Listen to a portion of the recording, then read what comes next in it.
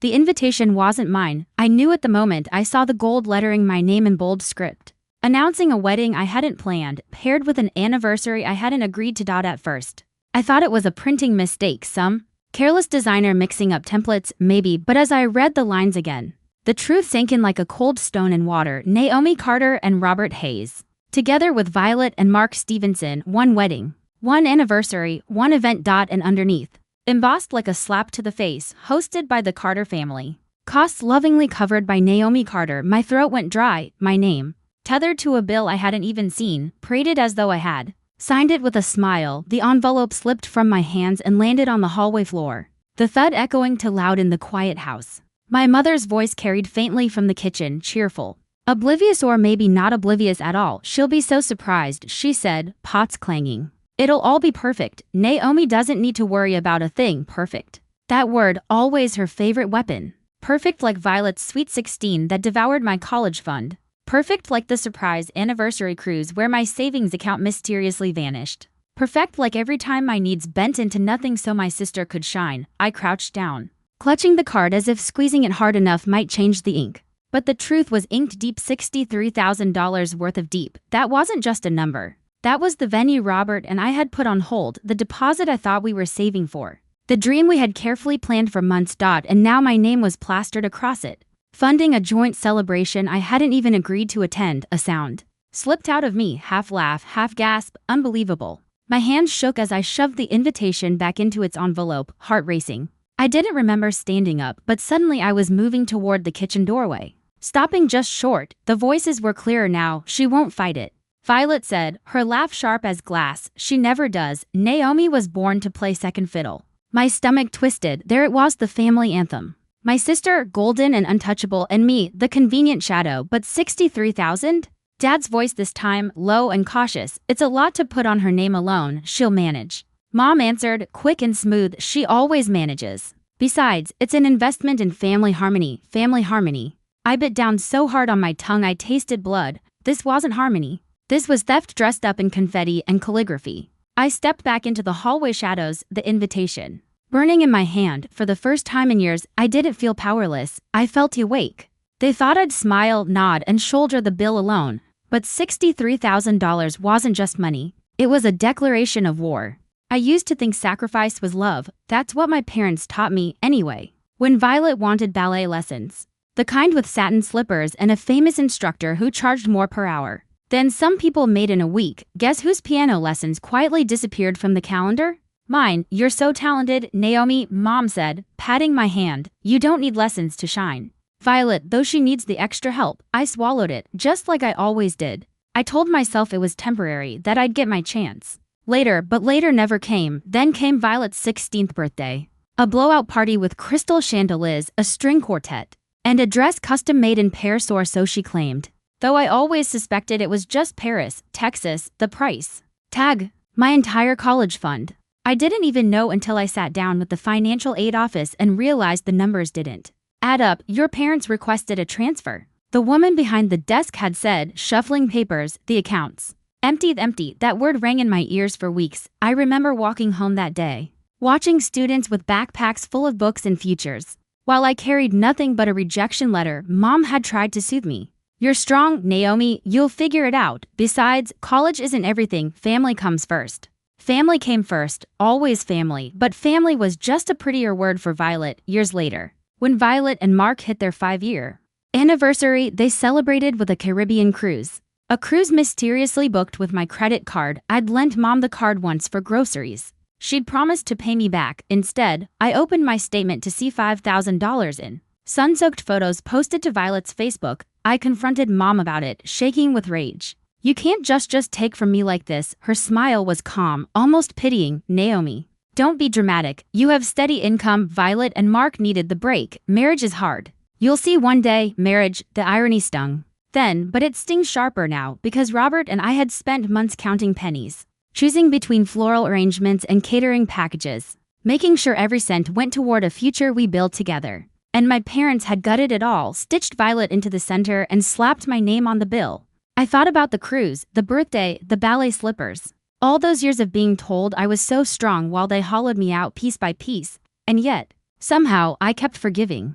Kept hoping, kept believing that one day they'd see me not as Violet's understudy, not as the family bank account, but as Naomi. But as I clutched that golden invitation, I realized forgiveness had bought me nothing but another knife in the back. This wasn't a mistake. This was history repeating itself, sharper, crueler, and more expensive than ever, and this time, I wasn't going to swallow it. Sunday dinners had always been tradition in my family: roast chicken, mashed potatoes, laughter that never reached the eyes. That night, though, I sat at the table like a guest at my own trial. The golden invitation was tucked in my purse, its weight heavier than the cutlery in front of me. I'd promised myself I wouldn't say anything yet, not until I understood how far this had gone. But silence has a way of cracking when lies are served as casually as bread rolls. Mom poured wine, her bracelets clinking. So, she said brightly, everyone got their invitations, right? Aren't they stunning?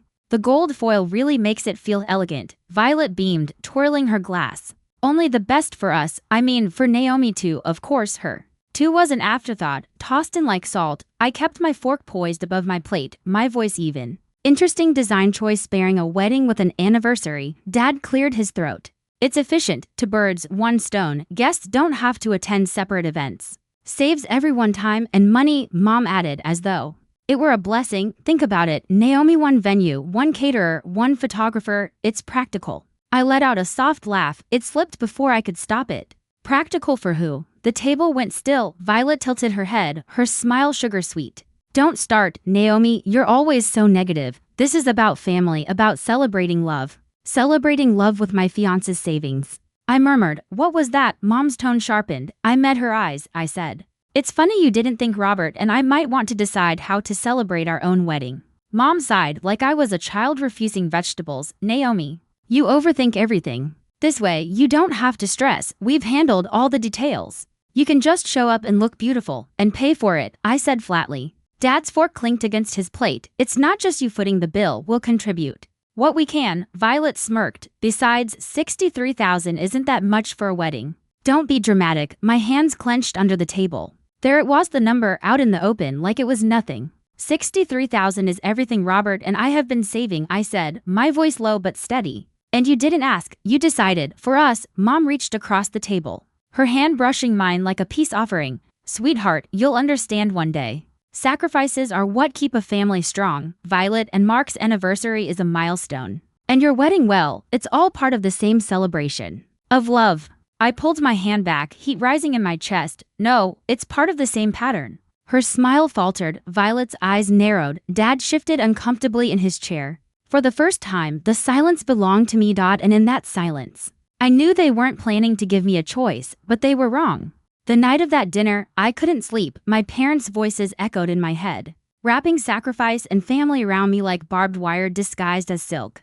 Robert had fallen asleep on the couch, his laptop open with spreadsheets of budgets we'd carefully built together. Every number felt like a promise: how much we could afford, how long we'd save, the life we were trying to build, and now it was gone, stolen in gold foil and champagne smiles. I needed proof, not just suspicion, not just overheard whispers. Something undeniable. The house was quiet when I slipped into my parents' study the next morning. The room smelled of leather and lemon polish, same as always. Filing cabinets lined the wall, locked with the same cheap keys they'd used for decades. I didn't even have to search long. On the desk, stacked neatly in a manila folder, were invoices: catering, venue, photographer, each stamped paid in full. Each signed with my name, written in a smooth, looping script that wasn't mine. My chest tightened. Forged. They had forged my signature. I flipped through page after page, each one worse than the last. An advance deposit of $15,000 for the ballroom, another $12,000 for catering, floral arrangements, a live band,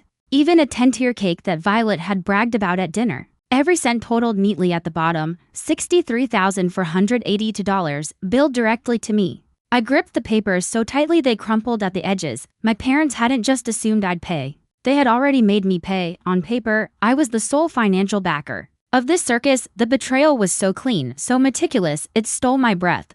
A knock sounded faintly down the hall. Mom's voice followed, casual, sing-song. Naomi, breakfast. I shoved the invoices back into the folder, sliding it into my bag with shaking hands. My pulse hammered in my ears, my body moving on instinct. As I turned to leave, something caught my eye: a letter, half ducked under a stack of bills. Curious, I pulled it free. It was from the venue, addressed to me. We're thrilled to host your combined celebration, it read. and honored by your generous payment. Your family speaks so highly of your dedication and selflessness. Selflessness, the word turned my stomach.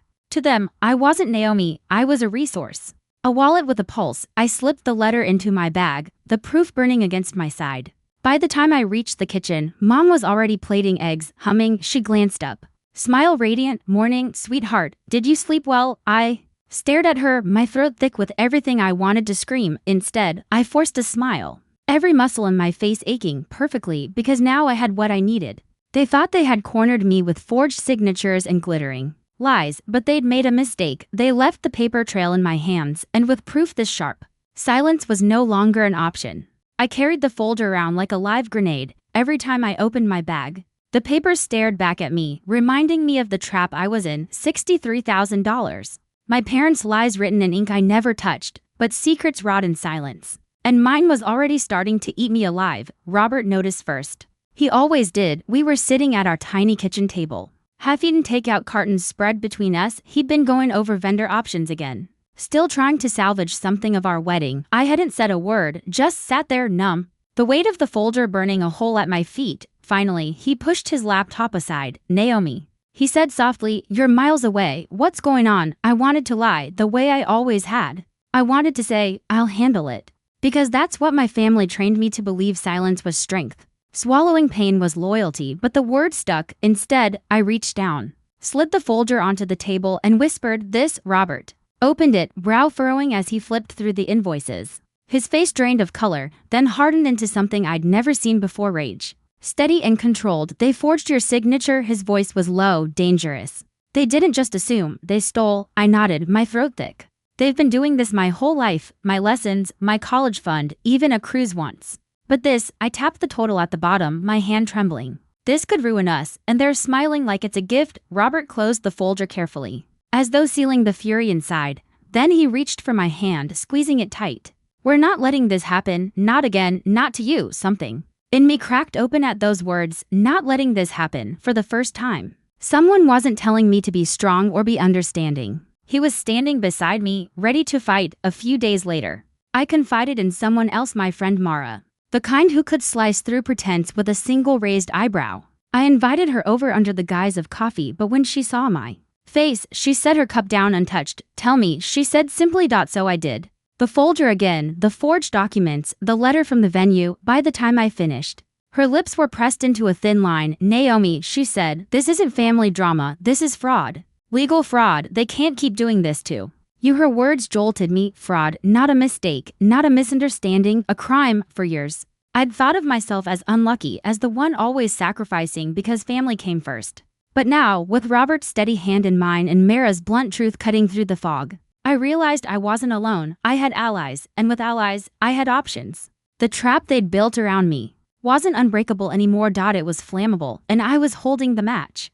The first sign came in the mail, a thick envelope addressed to me. The venue's crest embossed on the corner. I tore it open, pulse quickening, only to find a reminder of the final payment schedule. Tens of thousands still pending, due in less than 2 weeks. My name, again, scrawled across the bottom as if I'd signed it myself. Robert frowned over my shoulder. They're doubling down, he muttered. It wasn't just doubling down.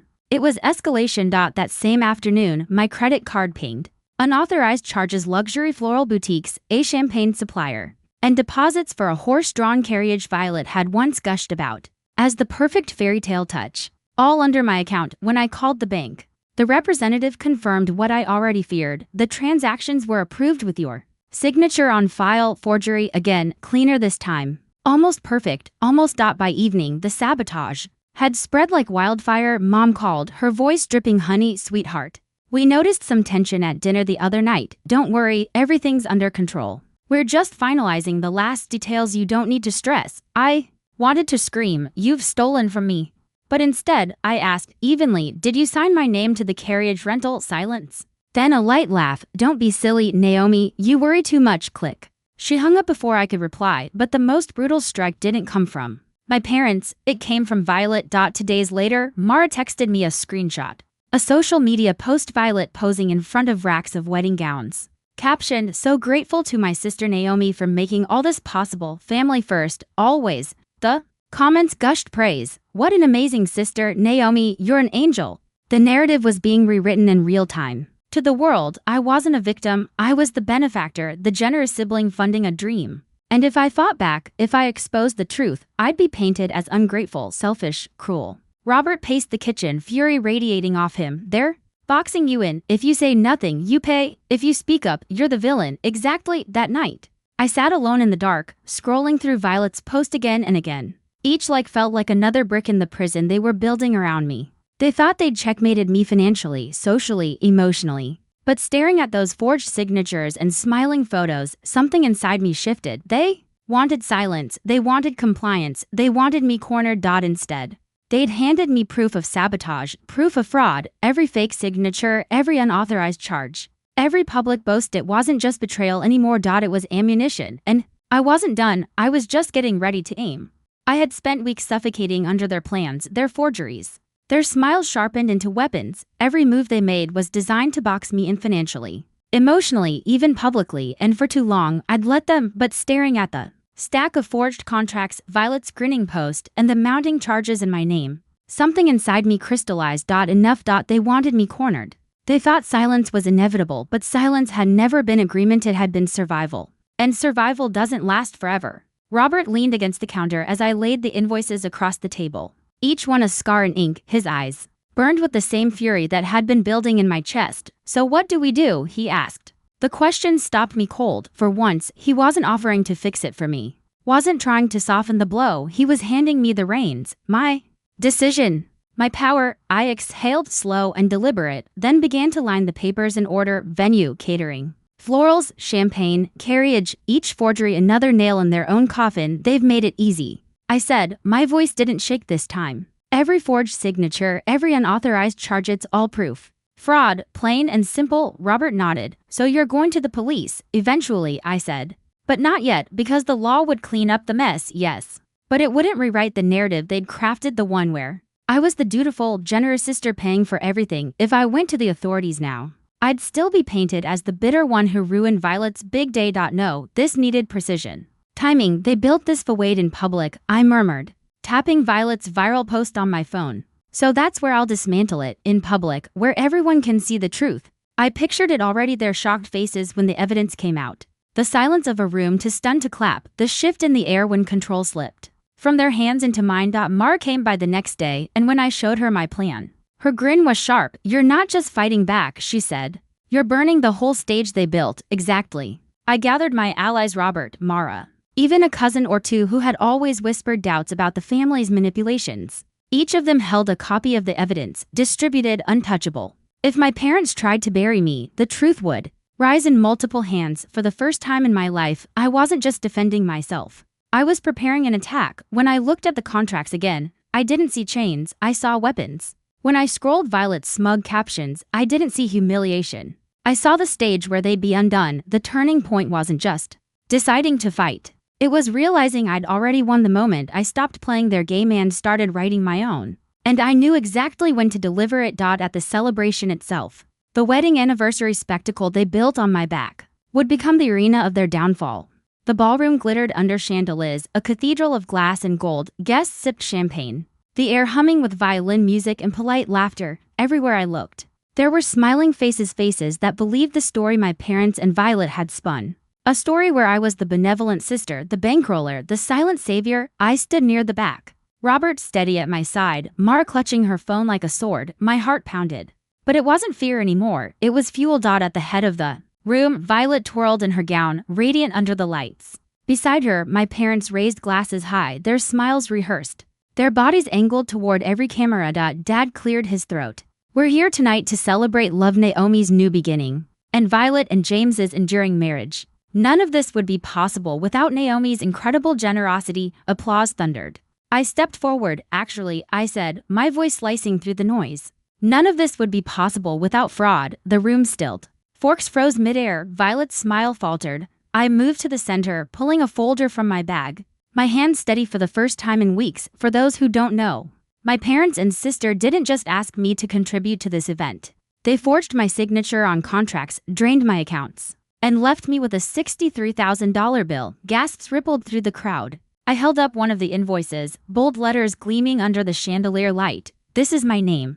Not my handwriting. This, I flipped to the next, is another forgery, carriage rentals, florals. Champagne, none of which I approved. Mara stepped up, holding her phone high. Screenshots of the charges, time-stamped, verified. Robert added, his voice sharp as steel, and we've already shared copies with legal counsel. The room buzzed like a hornet's nest. Relatives shifted, murmuring. Someone whispered, fraud? Another said, 63,000. Violet's face crumbled into a mask of desperation. Naomi, don't do this, she hissed, her smile plastered back on for the crowd. You'll embarrass the family. I met her eyes, unflinching. No, Violet.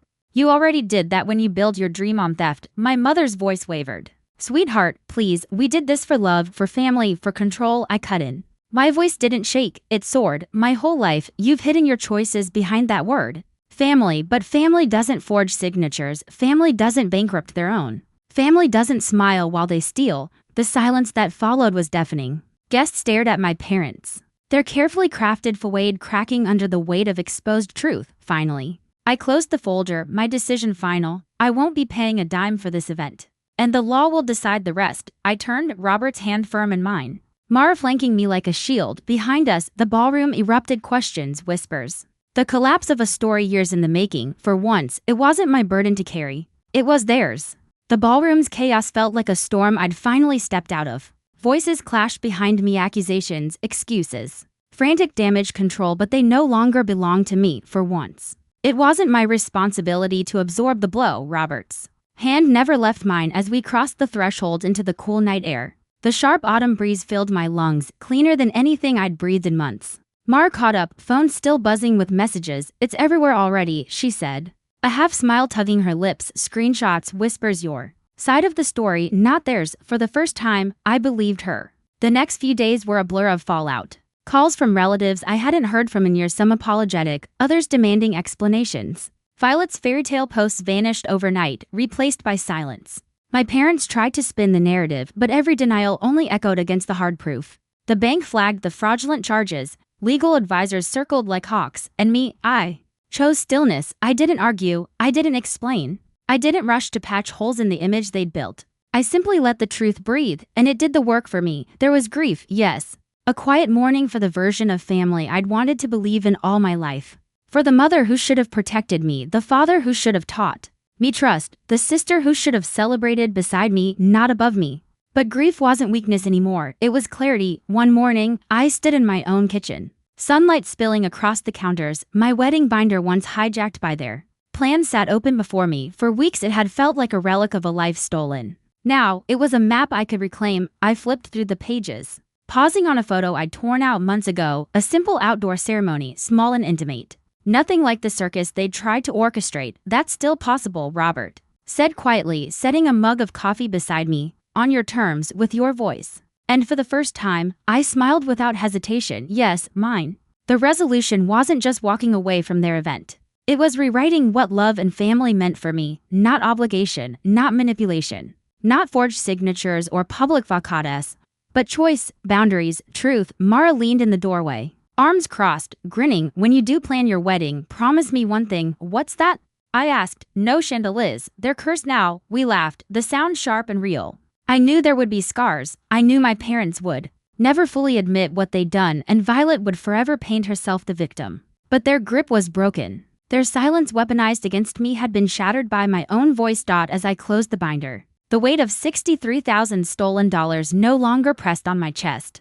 It was theirs to answer for. Mine was the freedom they never expected me to claim, and this time, I wasn't giving it back. 6 months later, the echoes of that night had faded. But the lessons had not. The scandal unraveled slowly, like a thread pulled from a too tight sweater. The bank froze the accounts tied to the fraudulent charges. The venue filed suit against Violet and my parents. The family group chat, once buzzing with hollow cheer, went silent. I removed myself before they could try to drag me back into their storm. I wasn't angry anymore. Anger had burned hot and bright, but eventually it left behind something steadier. Resolved. Robert and I rented a small cabin in the mountains that winter. Snow pressing against the windows as we sat by the fire. One night, he asked me if I regretted it, blowing it all up, cutting ties. I stared into the flames, the logs crackling like bones snapping. I don't regret telling the truth, I said. I only regret how long I let their silence define me. The truth wasn't pretty, but it was clean. And clean was better than comfortable. Word of what had happened still surfaced occasionally. A cousin would mention it in hushed tones at a distant relative's baby shower. An old family friend would call, fishing for my side of the story. I answered with calm honesty, no longer defensive, no longer trying to rewrite anyone's opinion. People would believe what they wanted, and for the first time, that didn't control me. My parents never apologized. Violet sent one brittle text, "You ruined everything." I never replied. Because what she thought I ruined, I had saved myself. By spring, my wedding binder was filled again, not with plans dictated by expectation, but with sketches, notes, and ideas Robert and I built together. A simple lakeside ceremony, 30 guests, not 300, laughter instead of chandeliers. Vows spoken without performance. Mara teased me relentlessly about it. From $63,000 to potluck pies by the lake, she said, smirking over her coffee. Honestly, that's the glow-up of the decade, and she was right. The epilogue of my story wasn't revenge or spectacle. It was quiet mornings with coffee and sunlight. It was building something honest on the ashes of something false. It was learning that blood doesn't always mean family. And betrayal doesn't erase love, it just redefines where you place it. One evening, as I packed invitations, this time with my handwriting, my choice, I paused. For years, I'd feared my name being used without consent, plastered on contracts and lies. Now, my name rested in careful ink, written on cards that told the truth of who I was and what I wanted. Not stolen, not forged, mine. I sealed the envelope and smiled. That was the difference, that was the freedom, and that was the ending I chose.